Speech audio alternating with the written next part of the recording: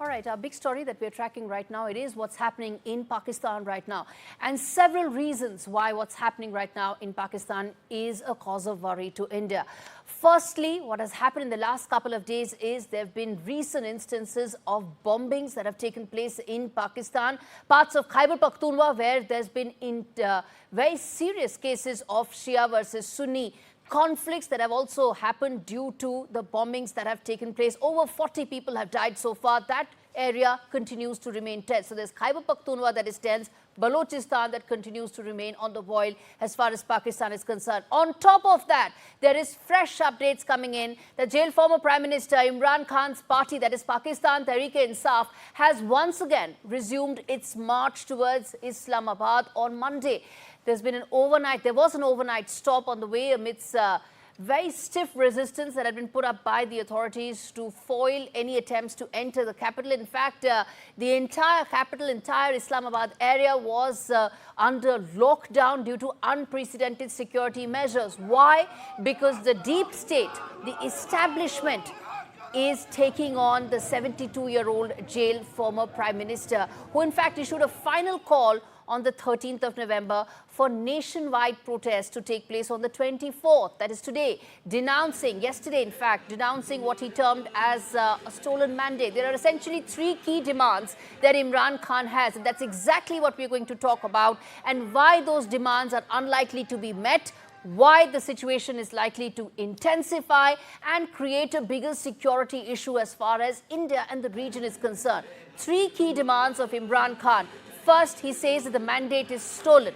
Second, he says that the 26th Amendment to the judicial process should in fact be revoked. And the third thing he's been saying again and again is the fact that the deep state needs to now claw back against him. In fact, listen in to some bites that are coming in of Bushra Bibi, Prime Minister of the jailed former Prime Minister Imran Khan. रसूलुल्लाह के उम्मतियों को खान को और मेरा सलाम। खान के हुक्म पे 24 नवंबर से नहत्ती अवाम रुकावटें हटाती हुई इस्लामाबाद पहुंच रही है। जो अभी तक नहीं निकले वो अपने और अपने मुल्क के मुस्तकबिल के लिए इस्लामाबाद पहुंचे, क्योंकि आपके मुल्क के मुस्तकबिल का सवाल है। बहुत शुक्रिया। Okay, so I don't know Urdu, but we'll try and get you that translation. Essentially, I'm sure Bushra Bibi must be saying that the arrests regarding Imran Khan is something that the entire protests have been all about. We're going to get you that translation in a bit. Before I get in Tara Kartha, I want to tell our viewers what is it that's of concern to New Delhi and why we are discussing this story, why this matters to the viewers of India Global. Let's get those questions up and running. Now, is Pakistan facing a crisis of legitimacy? It's already facing a crisis of economy. It's already facing a crisis in terms of the deep state not getting along with the elected government. Now, the crisis of legitimacy has extended to the government as well. That's question number one. The second key question is that can Imran Khan actually topple Shahbaz Sharif's government? Remember, he's extremely popular. His clarion calls are being answered by his supporters on the streets. Who would have thought the tenacity with which Imran Khan is continuing? So there's a serious question. Can Shahbaz Sharif's government actually be toppled? And the third and the most important question is that should India now be worried about a growing security issue on its borders? Pakistan is in a state of boil, has been for some time now, but seems the situation is far from being under control. Let's get in Tara Kartha to talk about this, and then we're going to get some voices from Pakistan as well. Remember, a large part of Pakistan internet has been suspended, and which is why communication lines for all practical purposes are down, but we're going to get those lines up and running. But first up, Tara Kartha, former Director of National Security Council, with me on the broadcast. Tara, the situation is not just unprecedented, it's pretty much now edging towards being on boil right now. Oh, yes, it is. Because I think, Gaurie, unlike we've seen crisis in Pakistan before, right? I mean, this thing has been going protest, bomb blast, blah, blah. This time, the issue is everything is coming together. You know, it's not just the political crisis as that question you put up in terms of political legitimacy. That is what is being questioned by Imran Khan. and with a lot of justification, because I remember I was monitoring those elections and we saw how the numbers kind of shifted suddenly, right? I mean, some of those places, that was very surprising. So there's a question of legitimacy of this government. And I think the second part is that Imran himself is so, he's popular. The crowds which come to him are not just the, the what one expects in South Asia, right? It's a lot of middle class. There's the youth, there are women, there are serving army people like we saw last time, and their families. They're all out supporting Imran Khan because they see him, rightly or wrongly, as the one person who is not corrupt, who is not part of that, that family circle of corruption. And let's remember, they haven't been able to prove a single case against him. I mean, each case has been one by one has been dropped, which is Exactly. why they brought in, if you remember, the whole arrest of the former ISI chief, Faiz Right. Hamid. That was the whole idea, to Yes. get no charges against him. Indeed, and let's get in Aisha Siddiqi as well. Siddiqa, who's joining us from London, author and senior fellow of King's College. She's written extensively about the deep state, the Pakistani army, and how it continues to play such a big role in the Pakistani establishment. Aisha, many thanks for joining on this show. Let me start by asking you, how do you read the situation that's unfolding in Pakistan? Unlike some of the other protests in the past, it seems that it's now in fact spiraling, and nothing that the government is doing is ensuring that the supporters of Imran Khan back down. Well, let me first start with your initial comment. You were like, this is something happening in India. This is not about India. This is not something which is threatening India at all.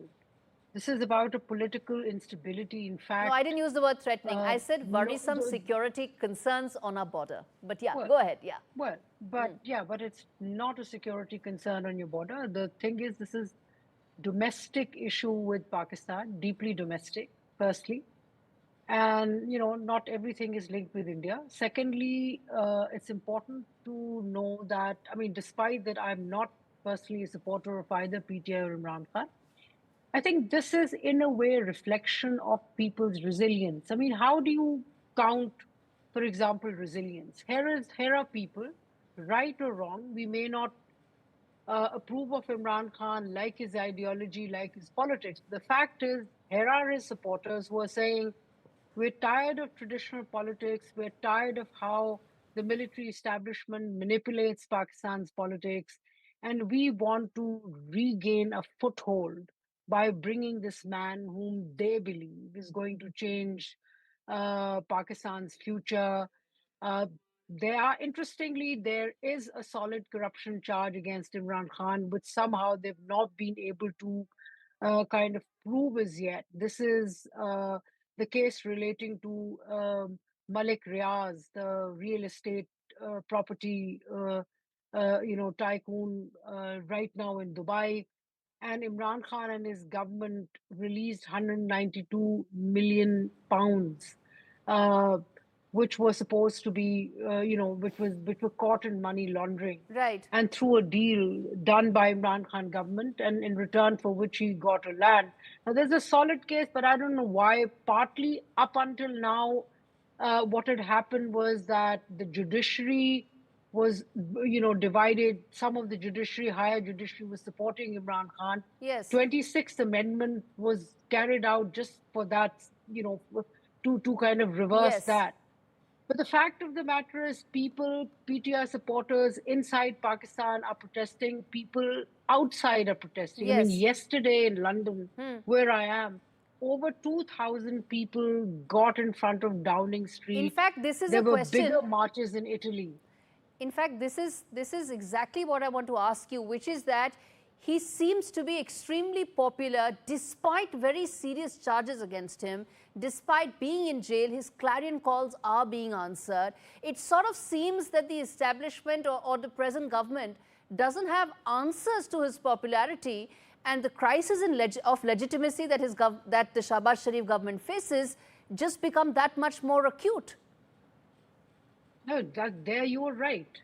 You see, and the problem is that the cost for the establishment is increasing. I mean, yesterday I was hearing they're actually even retired military officers and their families who tried to join the protest.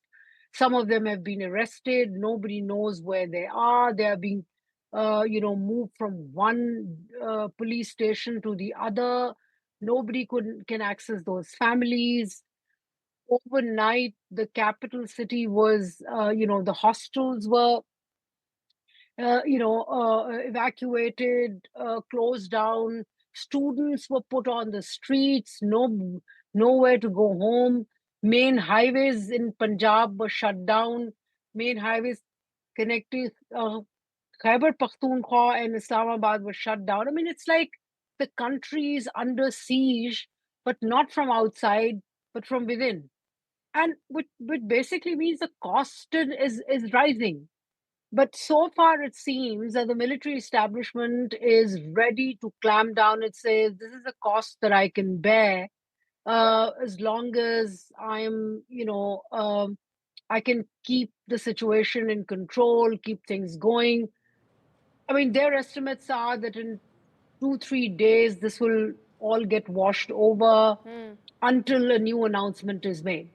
Let me put that to Tara Kartha. That Tara, how serious or how significant are the threat that exists from these protests, from Imran Khan's popularity? Add to it what's happening, the unrest in Khyber Pakhtunkhwa, to Shahbaz Sharif's government, and the possibility of it lasting these very uncertain and turbulent times.